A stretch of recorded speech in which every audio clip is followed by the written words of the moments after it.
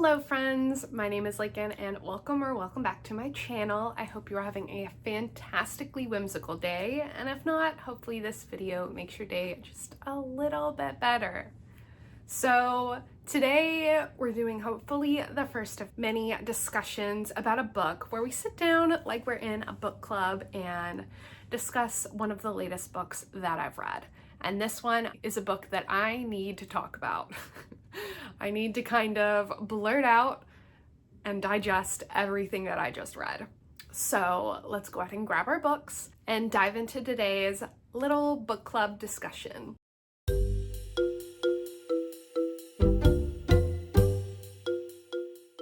So today, this video is all about the book You're Not Supposed to Die Tonight by Kalynn Bayron. It was published in 2023, and this is a fast-paced young adult horror that has LGBTQ representation.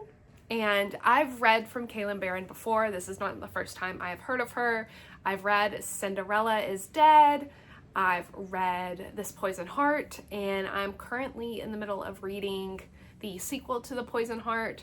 So I've read a lot of Kalynn Bayron, and if we're gonna go ahead and kind of spoil some of my thoughts, I think Kalynn Bayron is one of the people that I just need to always check her most recent book as she writes them, because I think she's for me.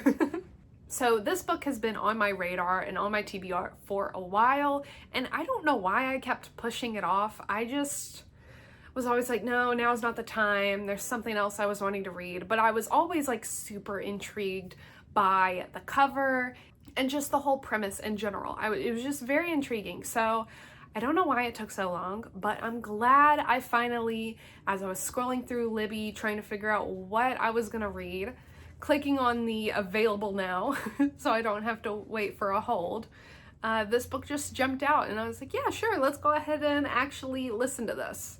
If this book hasn't been on your radar and you don't know what this book is about, I'll go ahead and give you a synopsis, and I'm gonna be reading it because I don't have the synopsis memorized. Charity Curtis has the summer job of her dreams, playing the final girl at Camp Mirror Lake. Guests pay to be scared in this full contact terror game as Charity and her summer crew recreate scenes from a classic slasher film, Curse of Camp Mirror Lake. The more realistic the fear, the better for business. But the last weekend of the season, Charity's co-workers begin disappearing, and when one ends up dead, Charity's role as the final girl suddenly becomes all too real.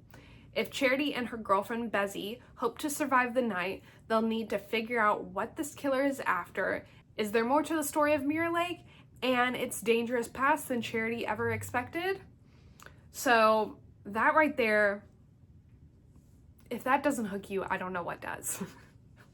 That sounds so good. I will let you know content warnings for very graphic. This is a very graphic book. Lots of body horror, lots of gore, blood, and obviously unalivings. And then more moderate content warnings for animal death and gun violence, as well as some racism as well.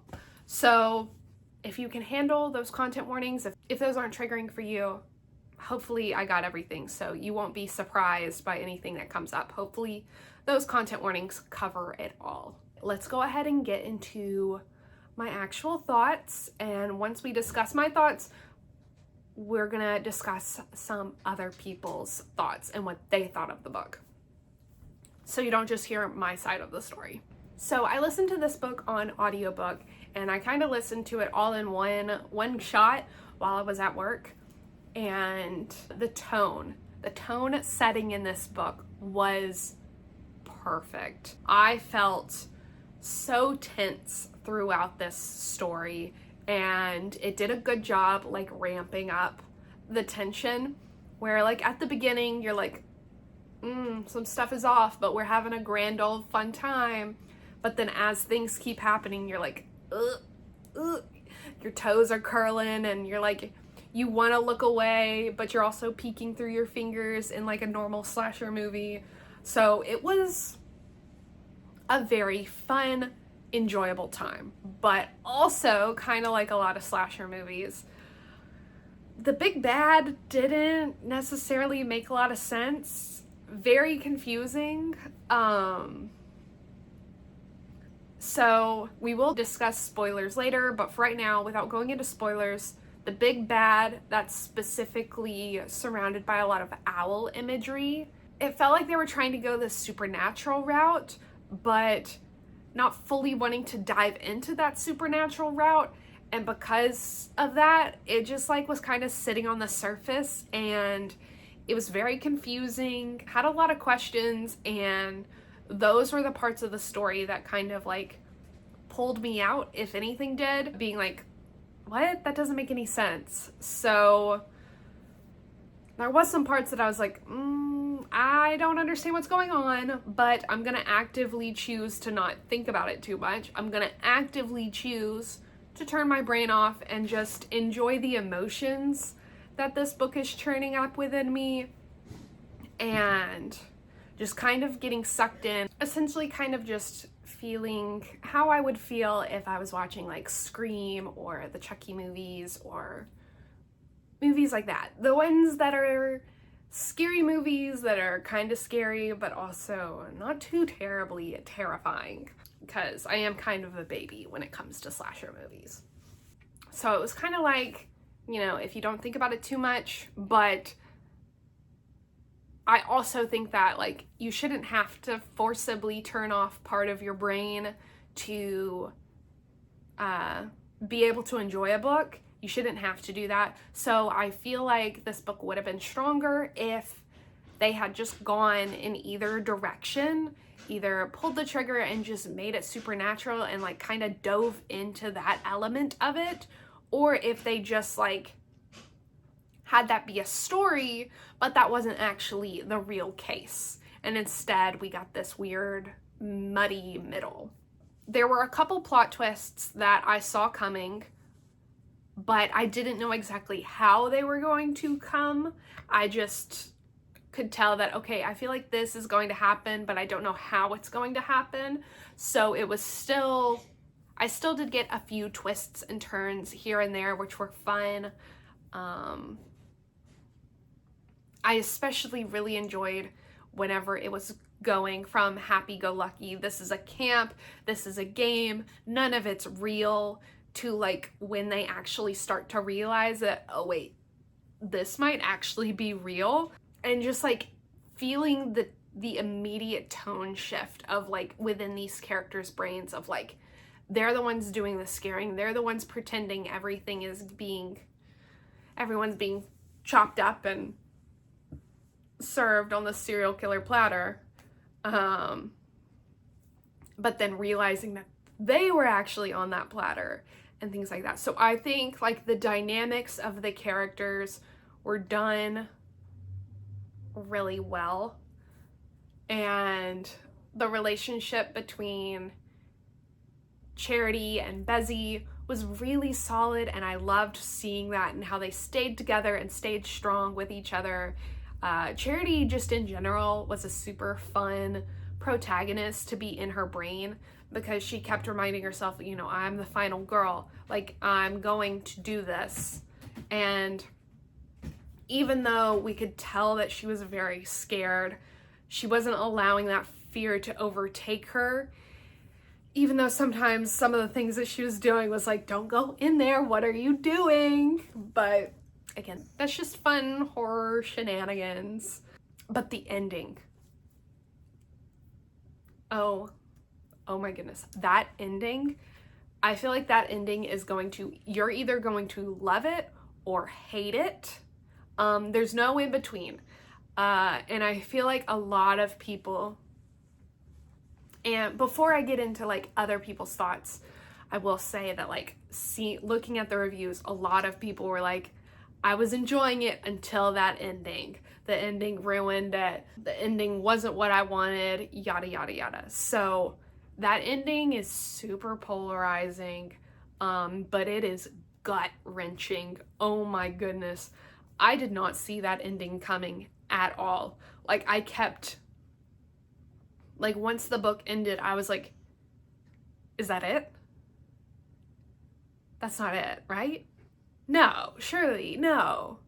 They gotta say just kidding. They gotta Uno reverse it. Like, can't be how it actually ends. Thankfully, there's an epilogue.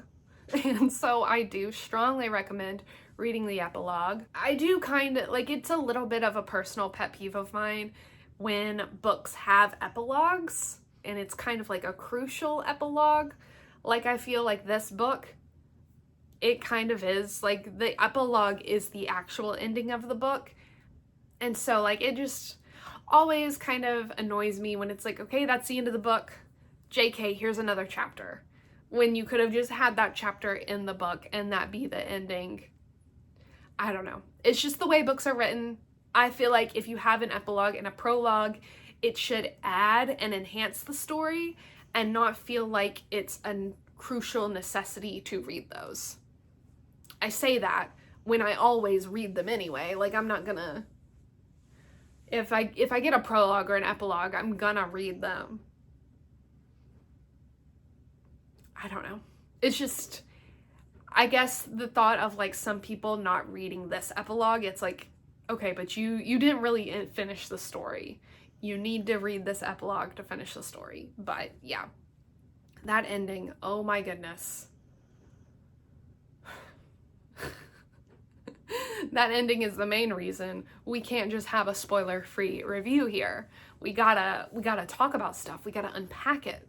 But before we do that, I want to discuss, like, my actual breakdown of rating. And normally I just would say, like, oh, this is like a 3-star, a 5-star, whatever. But for you to actually understand and kind of break down what it means for me, I've broken it down into 4 different categories. The first category of characters, I gave 4 stars to the characters. I thought they were all unique. They had different unique voices. I wasn't confused by who was who, and I was able to easily tell emotions, motives, narratives, everything within all the different characters, and they were just enjoyable to hang out with. You truly were rooting for them. And even, like, some of the more antagonistic characters, you understood it and you were like, oh, they're annoying, I don't like that, but, like, it added to the story. So, like, the whole ensemble played really well together. So 4 stars on the characters. Plot, I gave it a 3-star, mainly for the big bad with the owl imagery, just kind of, you know, having to force myself to turn off my brain and, like, having a bunch of questions that, like, kind of feel like plot holes. Kind of docked it a couple stars, but it wasn't confusing. It was just kind of like, if I think about this too much, it's not gonna make sense. It's gonna fall apart in my hands. It wasn't confusing where, like, you have to, like, read it multiple times to understand what's going on. It's a very digestible and understandable book in that sense. So, you know, 3 stars for the plot. Emotions wise, how did this book make me feel? I gave this a 5-star in emotions. This is exactly what I was looking for whenever I picked this book up. The tension, the unsettlingness, the nerves, the rooting for the characters, like, just all the emotions I was feeling. It's exactly what I was wanting to feel. Maybe not the best book to feel at work. I'm sure I was making a lot of strange faces, and my coworkers were probably looking at me very strangely, especially in a lot of, like, the gory scenes, and being like, oh, So I'm sure I probably got some strange looks from people, but emotions wise, this book was perfect. And then the ending. I thought the ending, I wasn't expecting it, and it tied up the book perfectly. So I gave the ending 5 stars. Again, I know the ending's gonna be pretty controversial for people, and I can't exactly say why it's a 5-star ending without, like, full on spoiling it, but just trust me that, like, it was good in my book. So 5 stars for the ending. which overall brings us to a 4.25 star rating, which, you know, I'm just gonna round to a 4-star book. So pretty good book. Definitely recommend it. But don't just take it from me. Let's hear what other people have to say. So on Storygraph, this book has 9,000 reviews and ratings, with it averaging a 3.64. And on Goodreads, it has 22,000 reviews and ratings, and it's averaging at a 3.58. So on both channels, it's kind of sitting in the same place, even though one has a lot more reviews than the other. So we can kind of guess that, you know, it's a pretty middle of the road book. This book does have like a very specific target audience. And if you don't fall within that, you're probably not going to enjoy this. But if you do fall into that, you're probably really going to like it. So, but for people's actual thoughts, I'm not going to say names or anything, but I took all these from Storygraph because that's where I do most of my bookish hanging out there, and not Goodreads. I'm not going to say names or anything because if you agree or disagree with any of these thoughts, I don't want you to go after those people. But I guess if you really wanted to, you could just go to Storygraph and hunt for these reviews yourself. But someone who gave it a 4-star said, fantastic foreshadowing, everything fit together so well. Wow, that was a bleaker ending than anticipated for a YA read. I don't know if the epilogue was necessary, but I suppose it fits with the horror movie motifs. And I definitely agree. That ending was so sad and so depressing. I think the epilogue was necessary because it does, like they say, tie into horror movie motifs, kind of tie all that in together. And it also leaves with a little bit higher hope than the basic ending does. Another person said, I enjoyed the nods to classic horror and love the main character. I found the villain to be a touch silly. 4.25 stars. So they rated it the exact same I did. And I agree. The villains just didn't make much sense, but like I say, they sometimes don't always make sense in horror movies because the main thing is being scared and not understanding what's going on versus the actual like villain motivations. And then we have a 2-star review. I regret to inform you that a better contemporary young adult novel centered around murder at a summer camp came out this year, which is Two Sides to Every Murder. I've not read Two Sides to Every Murder, so I don't know if it's better or not, but I'd previously started this and then set it aside, which is probably a double red flag considering that it's a pretty short book. The premise is interesting, but it starts to fall apart the further we get into the story. And I honestly found the ending laughable. Drawing people in with homage to slasher movies and then revealing it was actually the work of Redacted. Something I think could have been better developed, especially when it came to the characters. I do agree.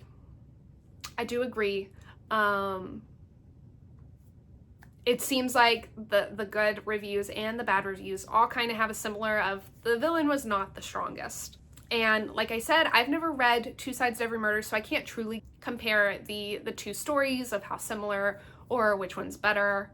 But I do agree, like if you're not feeling it, you should probably set it down. Like if you put it down once, probably there's no reason to pick it back up again.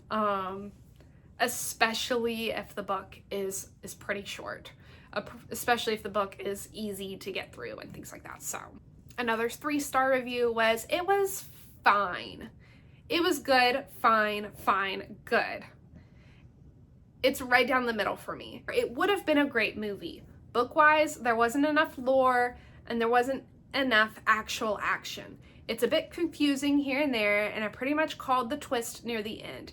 Still, it had really cute relationships. I just thought this review was funny. It was fine. It was good. It was fine. Fine, good. But I do agree, this would be a good movie. I think this would be pretty good. Like, I was able to fully picture this book in my head, like playing like a movie. So, you know, I was having a grand old time. I was having a movie in my head for free without having to go to the theaters. Yeah, there wasn't enough lore. Wasn't enough lore for us to really sink our teeth into. This 4-star review I thought was funny. I'm going to fight Kyle. That's all it says. And if you read the book, I'm like, yes, I want to fight him as well. We have 2 more reviews that we're going to read. The first is a 1-star review.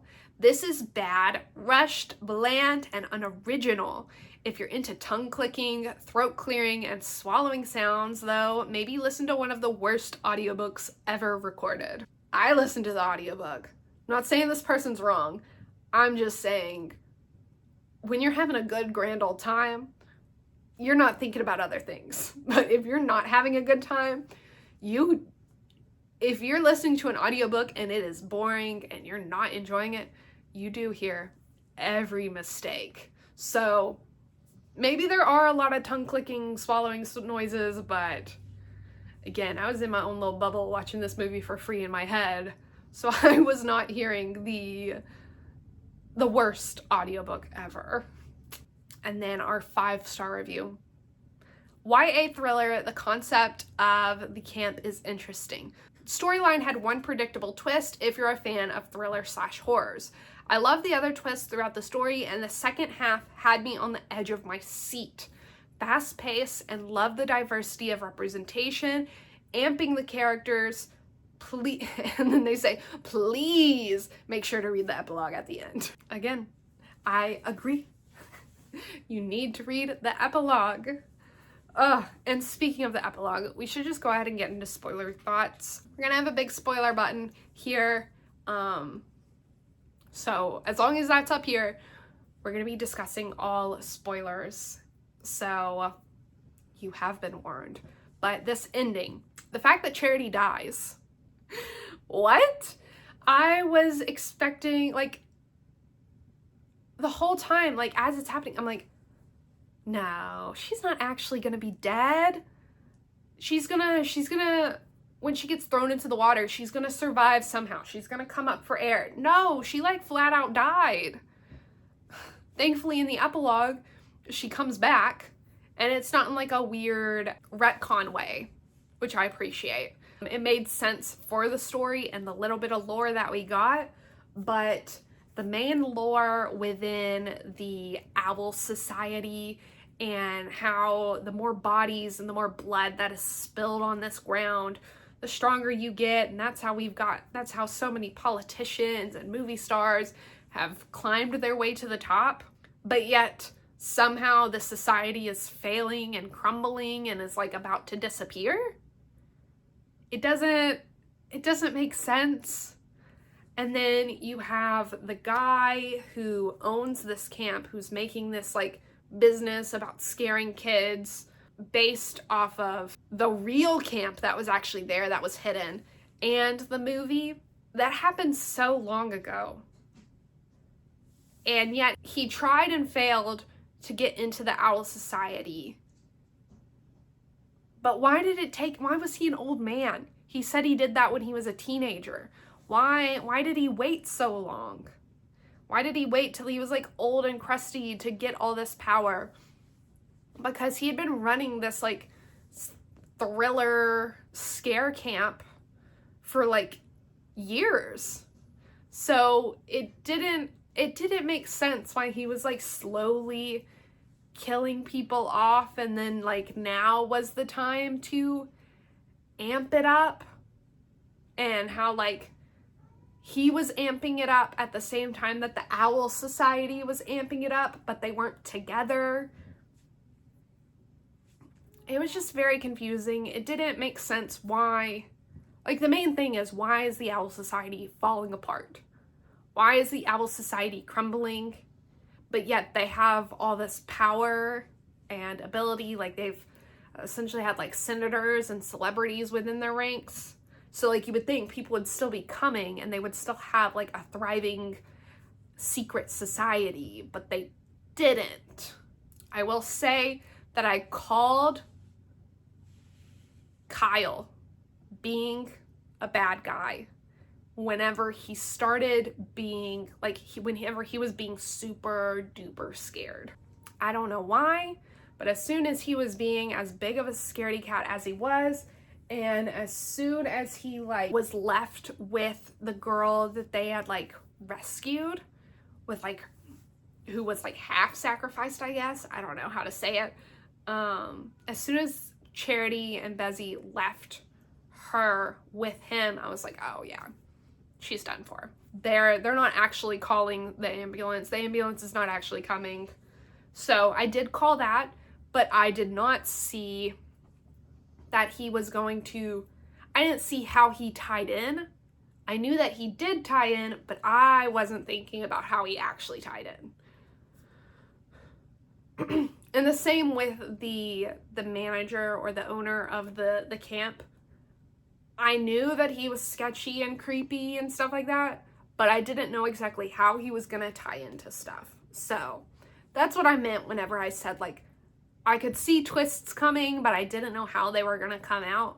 Like, I knew what side people were gonna be on.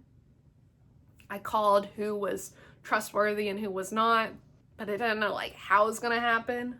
But those deaths were so graphic, especially when they're down in the Owl Society, like, area, essentially watching them. Oh, that was heart-wrenching. I don't know why they ran back to the camp once they got away from the Owl Society. If I was them, I would have just kept running, stayed on the road, and kept running. Because as soon as they went back to camp, that's when everything went wrong. I don't know if any of that made sense. I don't know if any of those spoilery thoughts made sense, but I just needed to blurt them out. I need to discuss this with someone who's read it. So, you know, I'm just gonna blurt this out at you, and hopefully you understood what I was talking about. As we wrap up this discussion, I think this book is going to be perfect for people who read a lot of thrillers but have not really dived into horror, a lot of horror. I think this is going to be a great first step. And, like, I keep talking about how all these classic movie slasher motifs and things like that, and I am not a slasher movie fanatic, you know. I like Scream, the first one. I've only ever seen the first one. And I like the Chucky movies. It's been a while since I've watched them, but I like those. I like some slashers, but others I'm like, I don't think I can watch that. Because the music, like how they just get it, it's so intense. Jump scares, I can't handle jump scares at all. But this book, I can handle horror books because there's not the movie, there's not jump scares, it's just gory, graphic, violent. But guess what? I can close my eyes, I can close the book, and it can be put on pause. So, if you're hesitant or interested in horror, I think that this would be a good step, especially if you're coming from the world of, like, reading thrillers, because it has that kind of like whodunit element of trying to figure out what's going on and slowly uncovering little bits. And again, we don't get a lot of lore. Wish we got more, but the elements we do get, it's slowly fed to you, and it slowly creeps up. It amps up. And so I think that this would be good for you. But this book does get very graphic and very gross at times. Like I said, again, with the content warnings, body horror, gore, animal deaths, lots of dead teenagers. Oh my goodness. But at the end of the day, it's still YA, so it does get dark for a YA, but it's not going to be as dark as an adult novel would get.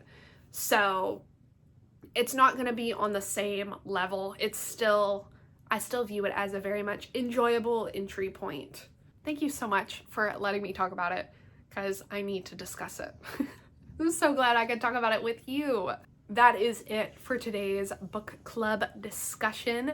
Thanks for hanging out with me as we discussed You're Not Supposed to Die Tonight by Kalynn Bayron. I hope the very next book you read is a 5-star read.